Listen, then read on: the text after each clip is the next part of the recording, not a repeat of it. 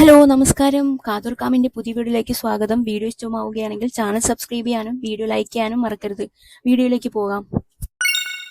Big Boss Malayalam season 6 first റണ്ണറപ്പായ അർജുൻ ശ്യാം ഗോപൻ ഷോയിൽ നിന്നും ലഭിച്ച പ്രതിഫലത്തെക്കുറിച്ചും സിനിമയിലെ അരങ്ങേറ്റത്തെക്കുറിച്ചും പറയുന്നു.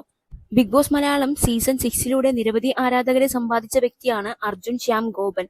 സീസൺ 6 ഫസ്റ്റ് റണ്ണറപ്പായിരുന്ന അർജുൻ ഷോയിലേക്ക് വരും മുൻപേ തന്നെ മോഡലിംഗിലൂടെ സോഷ്യൽ മീഡിയയിൽ താരമായിരുന്നു. അർജുന്റെ ബോഡി ട്രാൻസ്ഫോർമേഷനും സോഷ്യൽ മീഡിയയിൽ വൈറലായിരുന്നു. ഇപ്പോൾ ജിത്തു ജോസഫ് സംവിധാനം ചെയ്ത മിറാഷിലൂടെ സിനിമയിലും അരങ്ങേറ്റം കുറിച്ചിരിക്കുകയാണ് അർജുൻ. സിനിമാ മോഹവുമായാണ് അർജുൻ ബിഗ് ബോസിലെത്തിയത്. ബിഗ് ബോസിലൂടെ തന്നെയാണ് ജിത്തു ജോസഫ് സിനിമയിലേക്ക് അർജുനെ ക്ഷണിച്ചതും.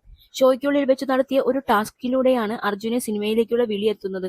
ഇപ്പോഴിതാ ബിഗ് ബോസിൽ നിന്നുമുള്ള പേയ്മെന്റിനെ കുറിച്ചും സിനിമയിലേക്കുള്ള വരവിനെ കുറിച്ചുമൊക്കെ സംസാരിക്കുകയാണ് താരം. നമുക്ക് സ്റ്റാർ നെറ്റ്വർക്കാണ് പേയ്മെന്റ് തരുന്നത്. എല്ലാവർക്കും ഒരുപോലെയാണോ എന്ന് എനിക്കറിയില്ല. എന്റെ കാര്യത്തിൽ കയറുന്ന സമയത്ത് കുറച്ച് പൈസ തന്നു, പിന്നെ ഇറങ്ങി കഴിഞ്ഞിട്ട്, പിന്നെ കുറെ നാൾ കഴിഞ്ഞിട്ട് ഒന്നിച്ചു തന്നു. ഘട്ടം ഘട്ടമായാണ് പൈസ കിട്ടുക.